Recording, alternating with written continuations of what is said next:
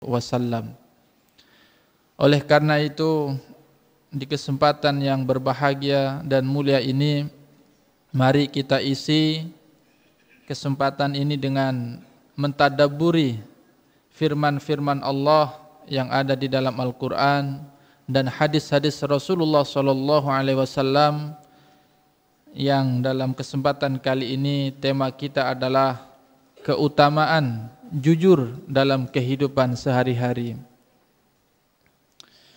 Berbicara jujur, ya, ternyata jujur ini termasuk salah satu akhlak yang sangat terpuji. Bahkan nanti ada satu hadis riwayat Bukhari dan Muslim yang menjelaskan bahwa pangkal dari segala kebaikan itu adalah kejujuran. Diawali dengan kejujuran, maka ketemunya adalah surga. Lawan daripada jujur adalah dusta. Di hadis itu nanti akan kita temukan orang yang dusta itu tempatnya di neraka. Namun sebelum kita mengkaji hadis-hadis, terlebih dahulu kita ambil potongan-potongan ayat yang ada hubungannya dengan tema kita pada malam hari ini. Ayat yang pertama adalah terdapat dalam surah Al-Ahzab ayat 70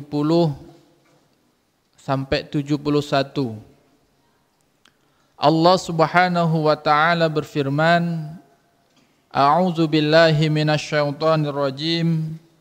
Bismillahirrahmanirrahim. Ya ayyuhalladzina amanu taqullaha wa qulu qawlan sadida. Yuslih lakum a'malakum wa yaghfir lakum dzunubakum. Wa may yuti'illaha wa rasulahu faqad faza fawzan 'azima. Ya ayyuhalladzina amanu, wahai orang-orang yang telah beriman, sudah ada iman di dalam hatinya. Allah perintahkan, ittaqullah, bertakwalah kepada Allah. Wa qulu qawlan sadida, dan berkatalah dengan perkataan yang baik, perkataan yang benar. Jika takwa dan berkata benar ini sudah ada pada diri kita, maka Allah sebutkan dua keutamaannya. Yang pertama, yuslih lakum a'malakum. Allah jadikan orang yang memiliki ketakwaan dan memiliki kejujuran dalam hidupnya menjadi pribadi yang soleh. Jadi yang menjadikan dia soleh Allah, yang membimbing dia menjadi orang baik itu Allah. Dan yang kedua, wa yaghfir lakum dzunubakum, Allah akan mengampuni dosa-dosanya. Jadi jamaah sekalian yang dimuliakan oleh Allah Subhanahu wa taala, di surah Al-Ahzab ini ada dua perintah Allah sebutkan dan ada dua keutamaan yang Allah berikan. Perintah yang pertama tadi adalah perintah bertakwa. Perintah yang kedua adalah qaulan sadida, berkata yang benar. Bukan berkata hoak, bahasa sekarang. Jadi Allah dekatkan perintah jujur dengan perintah takwa. Ini menarik. Kita tahu berdasarkan firman Allah, Allah tegaskan dalam salah satu firman-Nya, ya, inna akramakum indallahi atqakum.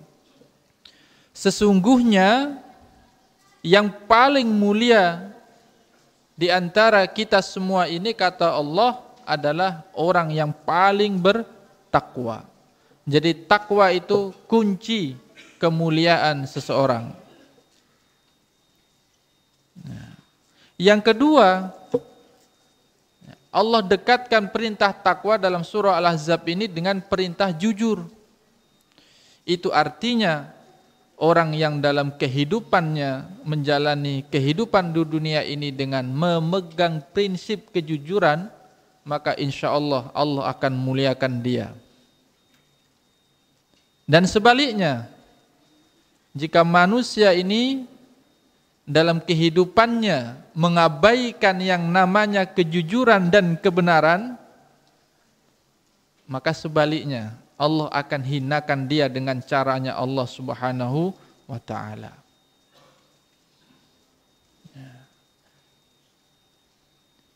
Dan di ayat ini juga Allah sebutkan keutamaannya. Apa keutamaannya? Yang pertama, yuslih lakum. Yuslih itu fa'ilnya Allah. Jadi Allah yang membimbing kita langsung. Allah yang menjadikan kita kemudian menjadi orang-orang yang soleh, orang-orang yang baik. Kalau selama ini kita berprasangka atau menganggap kita baik ini ya karena usaha kita. Saya ingin soleh, maka saya melakukan amal-amal soleh. Tapi kalau orang menapaki kesolehan diawali dengan ketakwaan dan kejujuran dan kebaikan dalam hidupnya, maka Allah yang membimbing dia menjadi orang soleh. Kalau Allah yang membimbing, maka solehnya itu betul-betul soleh. Ini bedanya. Karena bisa saja kita beranggapan kita ini sudah melakukan amal-amal soleh. Tapi kalau anggapan itu bukan bimbingan dari Allah, bisa saja kita menganggap amal salah menjadi amal soleh. Dan itu banyak. Orang menganggap amalnya itu sudah soleh. Ternyata amalan salah. Nah, bagi orang yang menempuh jalan kesolehan dirinya dengan bertakwa dan memegang prinsip kejujuran dalam hidupnya, maka Allah langsung yang membimbing dia menjadi orang yang betul-betul soleh. Maka lihat jaminan yang kedua. Orang yang dibimbing solehnya oleh Allah, maka dia akan mendapatkan ampunan dari Allah Subhanahu wa ta'ala. Bukankah ini yang paling kita inginkan dalam hidup ini? Memperoleh ampunan Allah. Karena kalau tidak diampuni Allah, itu artinya kita akan disiksa oleh Allah. Ya? Kalau kita tidak mendapatkan ampunan dari Allah, itu artinya kita akan mendapatkan siksanya Allah. Mungkin ada yang lama, ada yang sebentar, tergantung dosanya. Jadi jamaah sekalian yang dimuliakan oleh Allah Subhanahu wa ta'ala, sedikit saja uraiannya untuk surah Al-Ahzab ini karena masih ada ayat yang lainnya. Intinya sudah bisa kita temukan Allah perintahkan dan Allah sandingkan perintah jujur itu dengan perintah takwa. Dan kita tahu takwa itu adalah kunci kemuliaan seseorang di hadapan Allah Subhanahu wa ta'ala. Dan kejujuran juga demikian. Menjadi kunci kemuliaan manusia di hadapan Allah juga di hadapan manusia. Kemudian di surah At-Taubah ayat 119 Allah Subhanahu wa ta'ala juga berfirman, Ya ayyuhalladzina amanu taqullaha wa kunu ma'as-shadiqin. Wa kunu ma'as-shadiqin. Yang artinya, wahai orang-orang yang beriman, ittaqullah, bertakwalah kalian kepada Allah. Wa kunu ma'as-shadiqin, dan jadilah kalian bersama orang-orang yang shodikin, orang-orang yang sodik, yang benar, yang jujur. Jadi perintah takwa dikaitkan lagi dengan kejujuran. Apa yang bisa kita ambil dari ayat ini? Ternyata untuk menjadi orang-orang yang sodik, kita ini harus cari orang-orang yang sodik juga. Kalau mau jadi orang yang benar, beradalah di lingkungan yang benar. Kalau Anda mau jadi orang yang penyebar hoak, maka beradalah di lingkungan penyebar hoak. Insya Allah hoak-hoak aja. Ini penting, lingkungan. Wa kunu ma'as shodikin. Jadilah kamu bersama. Karena kita ada di lingkungan yang baik-baik, insya Allah kita semuanya jadi orang yang baik. Susah kita bayangkan kita berada di lingkungan yang tidak baik, lalu kita akan sendirian menjadi baik. Susah rasanya. Berada di lingkungan yang baik saja kadangkala godaan untuk tidak bisa jadi baik itu berat untuk kita lakukan. Nah, jadi penting berada di lingkungan orang-orang yang benar. Golongan kanan ataukah golongan kiri? Bukan nomor 1, nomor 2 ya. Golongan kanan atau golongan kiri. Ini penting, keperpihakan, lingkungan, komunitas. Surah At-Taubah ayat 119. Kemudian mari kita lihat betapa pentingnya lisan yang benar, lisan yang jujur ini sampai-sampai itu menjadi salah satu doa yang diucapkan oleh Nabiullah Ibrahim alaihis salam. Dalam surah Asy-Syu'ara ayat 84 diabadikan doa itu oleh Allah. Waj'al li lisana sidqin fil akhirin. Waj'al li lisana sidqin fil akhirin. Waj'al li, dan jadikan untukku ya Allah lisana sidqin, lisan yang jujur, yang baik, yang benar. Ya. Jadi Nabi saja minta kepada Allah agar diberikan lisanan siddiq tadi. Lisana sidqin, lisan yang benar, lisan yang jujur. Maka kalau kita pernah ingat ada kosakata atau ya kata-kata hikmah dalam bahasa Arab, salamatul insan fi hifdzil lisan. Selamatnya seseorang itu banyak ditentukan oleh lisannya. Ini bukan hadis ya. Ini di pesantren disebut dengan pelajaran mahfuzat, kata-kata mutiara. Salamatul insan fi hifdzil lisan. Selamatnya manusia ini banyak dipengaruhi lisannya. Kalau dia bisa menjaga lisannya, insya Allah selamat kehidupannya. Namun bila tidak bisa menjaga lisannya, disitulah awal ya, ketidakselamatan manusia itu akan datang kepadanya. Jamaah sekalian yang dimuliakan oleh Allah Subhanahu wa taala. Lawan daripada kata jujur adalah bohong. Nah, kita kutipkan satu ayat dalam surah Az-Zumar ayat 60 yang menjelaskan ancaman Allah kepada orang yang suka bohong. Allah Subhanahu wa taala berfirman, "Wa yaumal qiyamati taral ladzina kazzabu 'ala Allahi wujuhuhum muswaddah."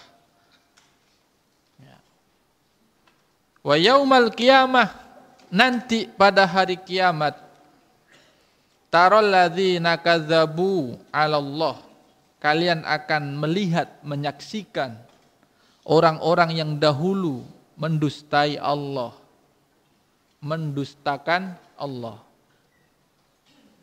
Wujuhuhum muswaddah, wajah-wajah mereka itu menjadi hitam kelam. Hitam lagi menakutkan, hitam yang menjijikkan. Ini akibat orang yang tidak jujur, bohong, tidak mau menerima kebenaran. Sekarang akan kita bacakan hadis-hadis yang berhubungan dengan tema kita pada malam hari ini. Hadis pertama, hadis riwayat Bukhari Muslim. An Ibnu Mas'udin radhiyallahu anhu qala, dari sahabat Ibnu Mas'ud, semoga Allah meridainya, beliau berkata, qala Rasulullah sallallahu alaihi wasallam, bahwasanya Rasulullah sallallahu alaihi wasallam bersabda, alaikum bis-sidqi fa inna as-sidqa yahdi ilal birri wa innal birra yahdi ilal jannati. Alaikum bis-sidqi, hendaknya kalian berperilaku benar, jujur. Fa inna as-sidqa yahdi ilal birri, karena kebenaran, karena kejujuran itu akan membawamu ke dalam kebaikan. Wa innal birra yahdi ilal jannah, dan kebaikan itu nanti akan membimbing kita, menuntun kita sampai ke surganya Allah Subhanahu wa ta'ala. Ini yang saya katakan di muqaddimah tadi. Ternyata surga itu diawali kejujuran, kebenaran. Jadi siapa yang jujur, maka dia akan dekat dengan kebaikan. Dan orang yang biasa melakukan kebaikan, itulah yang nanti akan mengantar dia sampai ke surganya Allah Subhanahu wa ta'ala. Maka jujur ini menjadi sesuatu yang sangat penting untuk bisa kita miliki. Maka Rasulullah sallallahu alaihi wasallam mengatakan, wa ma yazalur rajulu yasduqu wa yataharras sidqa hatta yuktaba indallahi siddiqan.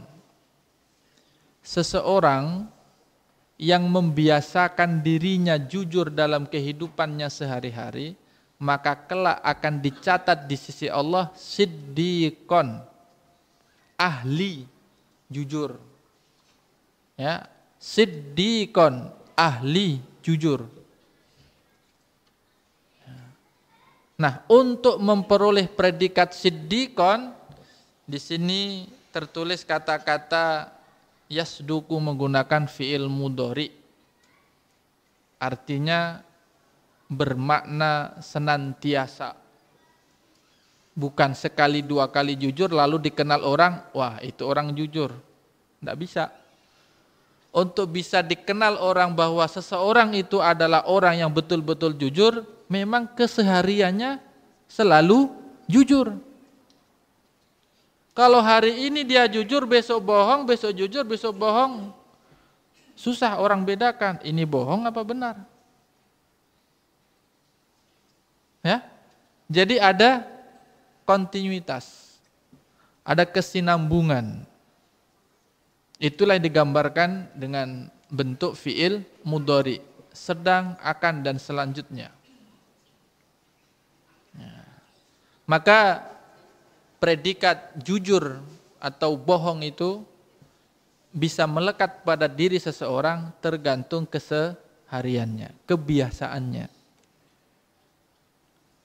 Bukankah segala sesuatu itu, ya, akhlak itu dimulai dari pembiasaan.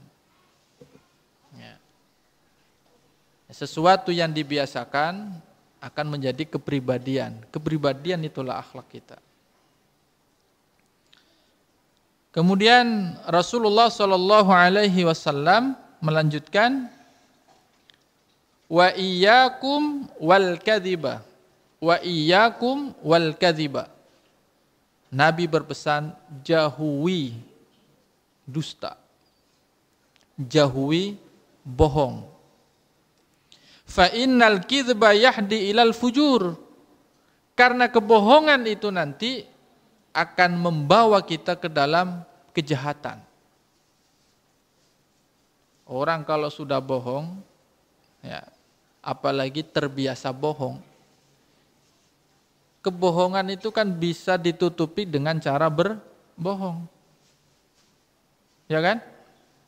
Bohong itu tidak akan bisa berhenti kalau tidak ditutupi dengan kebohongan. Bohong sekali, biar tidak ketahuan bohongnya, harus bohong yang kedua kali. Biar bohong yang satu dan dua tidak kelihatan, maka harus bohong yang ketiga kali. Misal, seorang suami datang tengah malam, tanya sama istri, dari mana bang? Dari warung kopi. Ngapain bang? Ya minum kopi lah. Sama siapa? Teman-teman. Padahal bukan di warung kopi. Di mana? Tempat biliar. Misalnya. Yang ekstrim aja.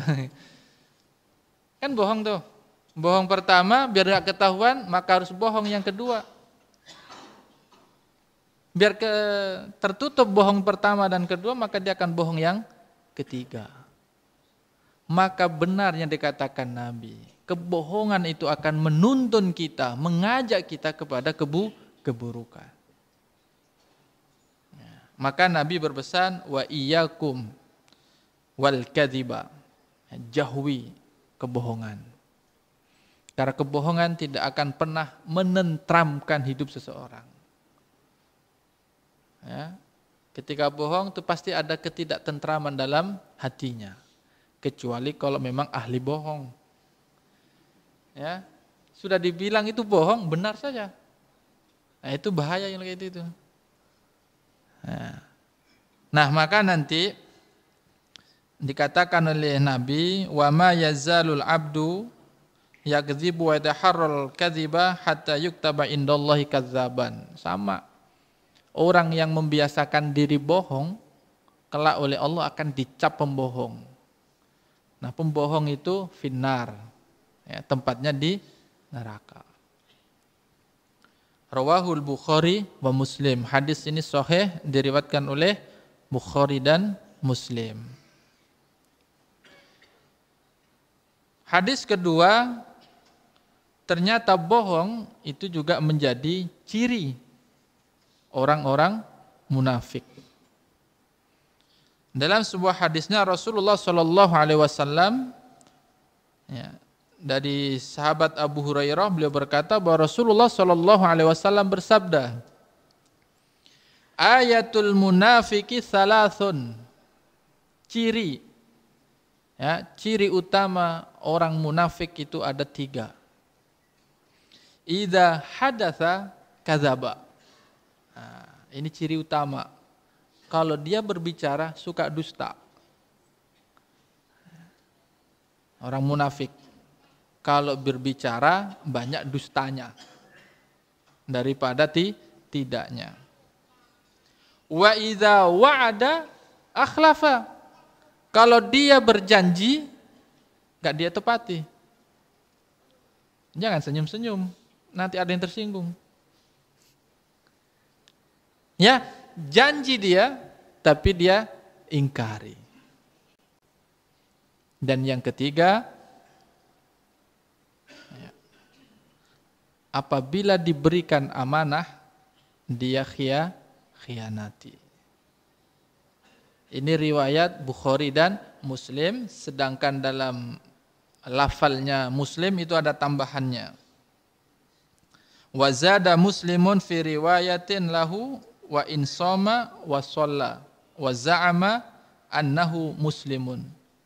Meskipun orang yang bohong, orang yang ingkar janji, orang yang tidak amanah tadi itu melakukan sholat, melakukan puasa dan menganggap dirinya muslim, tetap saja dipredikatkan sebagai orang munafik. Ya, jadi munafik itu ya, susah dibedakan, identitasnya muslim tapi perkataannya banyak dustanya. Nah, yang kedua, kalau dia berjanji dia ingkari. Diberikan amanah tidak amanah. Inilah disebut oleh Nabi ayatul munafik. Ciri-ciri utama orang munafik.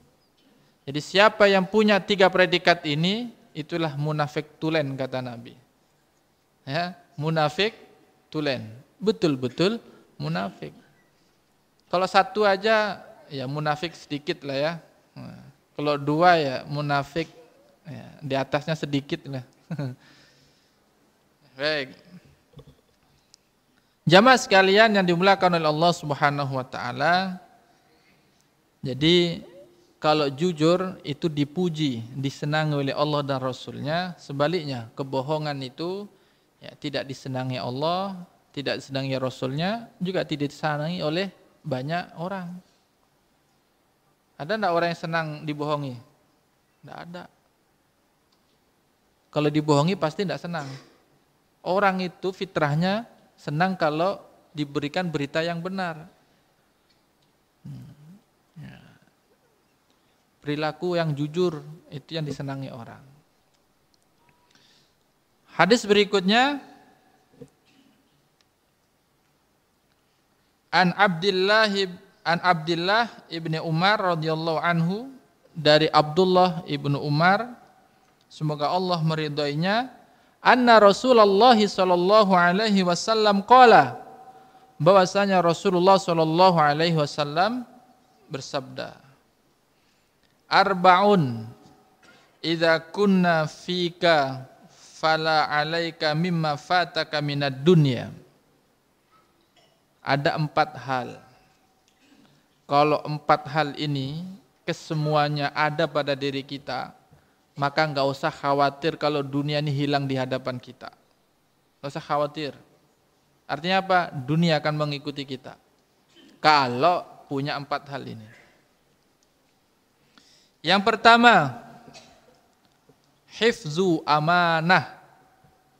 Jika amanah itu dimilikinya, maka enggak usah khawatir. Dunia akan mengikuti orang-orang yang punya amanah. Orang akan mencari orang yang amanah. Tidak perlu dia mencari dunia, dunia akan mencari dia. Kalau dia sudah punya yang namanya amanah. Ini yang pertama. Yang kedua, wasidqu haditsin. Sidqu haditsin, ucapan yang benar. Perkataan yang benar, yang jujur. Ini yang mahal ini. Amanah mahal, jujur juga mahal. Kecuali amanah kita itu, 1 gelas berapa itu? 1.000 ya, itu murah. Merakyat itu. Di mana-mana ada amanah. Amanah air minum kita maksudnya ya.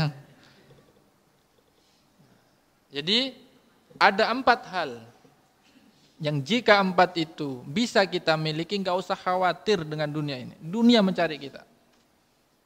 Pertama apa? Amanah.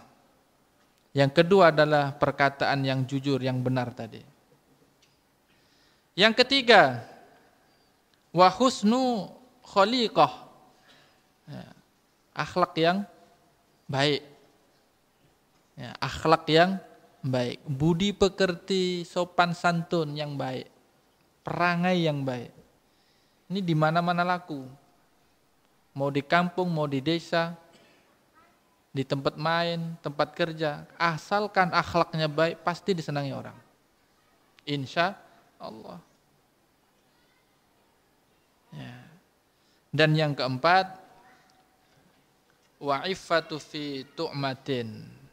Ya, menjaga, ya, bisa menjaga makanannya. Artinya apa? Dia mengutamakan kebaikan dalam memenuhi kebutuhan makannya, perutnya ini. Ya. Bukankah sumber penyakit itu dari sini ini?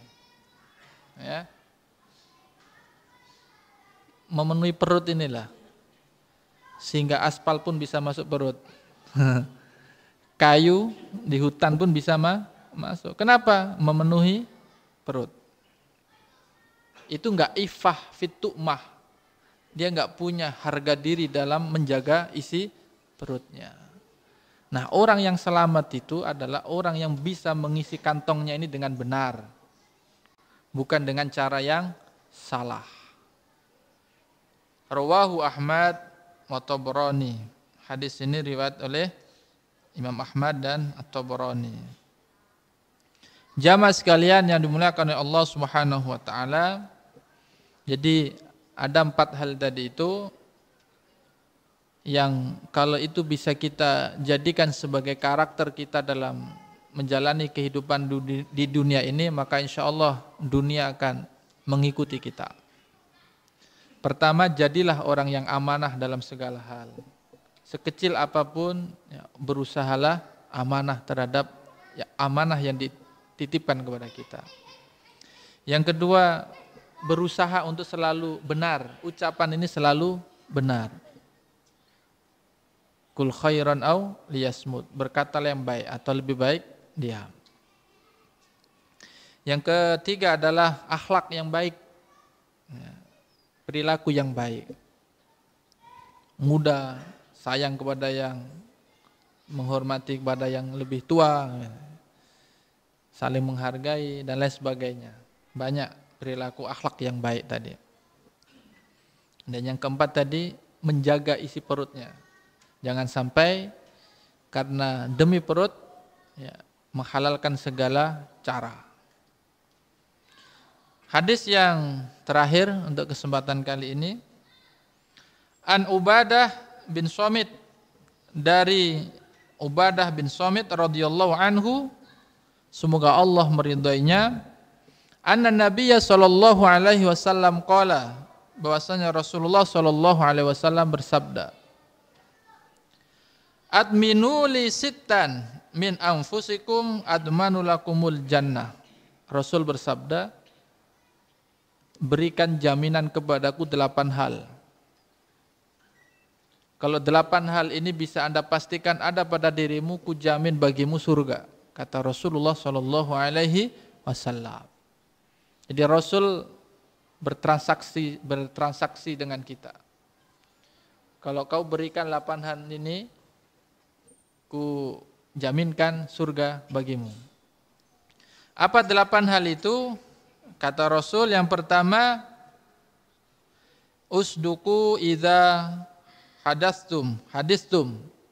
Ya. Berkatalah yang benar jika kamu sedang berbicara. Ya.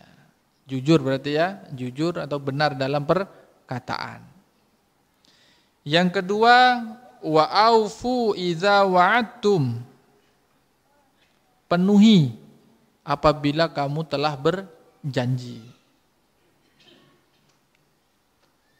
Wa addu idza tumintum.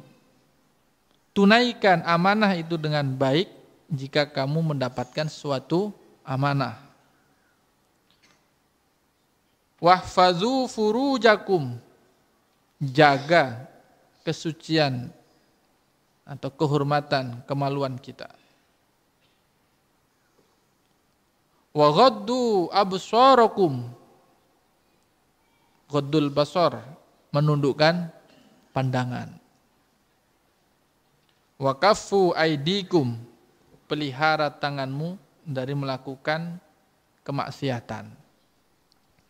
Jadi Rasul minta jaminkan 8 ini ada pada dirimu, maka kata Rasul, adminu lakumul jannah, ku jaminkan surga untukmu. Ya. Termasuklah di situ tadi adalah berkata yang jujur atau berkata yang benar, sesuai dengan tema kita tadi. Jadi jamaah sekalian yang dimuliakan oleh Allah Subhanahu wa taala. Nah, apa upaya agar nilai-nilai kebaikan tadi itu bisa ada pada diri kita? Maka mari kita simak kisah yang pernah terjadi di zaman Khalifah Umar, di mana suatu malam Umar ketika belusukan melihat ada satu rumah yang masih terang, padahal sudah larut malam, sehingga Umar berusaha mendekat ke rumah itu. Setelah dekat, terdengarlah perbincangan antara seorang ibu dengan seorang putrinya, yang malam itu sedang bekerja membungkusi susu, mau dijual untuk pagi harinya. Nah, dalam percakapan itu ada satu kalimat atau percakapan, "Nak, tolong ambil air, lalu campurkan air itu ke susu ini." Siapa yang mengajak? Ibunya. Ketika ibunya mengajak demikian, sang anak menolak. "Ibu, bukankah ini perbuatan yang salah? Dan ini dilarang oleh khalifah kita." Ibu tadi berkata, "Nak, khalifah tidak kira tahu. Khalifah itu di istana sana. Nah, jadi tidak apa-apa. Ini kan tengah malam. Paling khalifahnya tidur. Campur saja.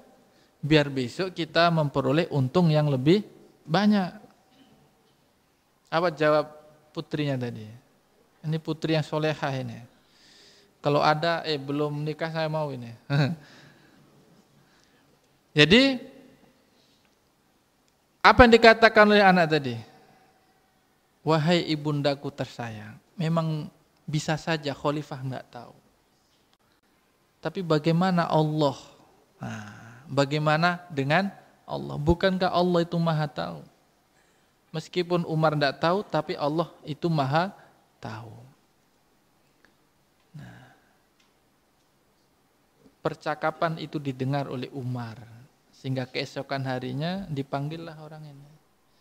Terkagum-kagum dengan kesolehan putri tadi, anak perempuan tadi. Melihat putri yang soleha ini, Umar pun tidak membiarkan kesempatan baik ini. Dia tawarkan kepada anaknya, "Ya, saya punya calon istri yang bagus untukmu ini. Solehah, mau enggak?" "Mau." "Wah, jadi." Tapi yang ingin saya katakan dari kisah itu adalah, untuk bisa memiliki karakter-karakter yang baik itu adalah tanamkan sifat muraqabatullah, selalu merasa diawasi oleh Allah. Ini kata kuncinya. Mau berkata jujur itu berawal dari situ. Mau amanah atau tidak itu berawal dari situ. Kita ini, pada umumnya manusia ini, berperilaku baik itu kalau ada yang mengawasi. Kalau tidak ada yang mengawasi, suka-suka hati. Nah, Mbak lihat itu. Ya. Kalau ada polisi sama enggak ada polisi. Jalanan itu lebih tertib kalau ada polisi atau enggak ada polisi? Kalau ada polisi. Karena ada yang mengawasi. Takut kena tilang, nah itu. Tapi kalau nggak ada polisi, lampu merah pun asalkan sepi, lewat saja. Karena ada yang menilangnya. Nah, manusia akan punya rambu-rambu dalam dirinya kalau dia punya sifat muraqabatullah, selalu diawasi oleh Allah. Jamaah sekalian yang dimuliakan oleh Allah, barangkali cukup waktu kita. Terima kasih atas segala perhatiannya. Bila ada tutur kata saya yang kurang pas, menyinggung jamaah sekalian, mohon dimaafkan. Semua itu adalah kekhilafan saya. Jika ada kebenaran, semuanya adalah pemberian dari Allah Subhanahu wa taala. Subhanakallahumma bihamdika asyhadu an la ilaha illa anta astaghfiruka wa atubu ilaik. Assalamualaikum warahmatullahi wabarakatuh.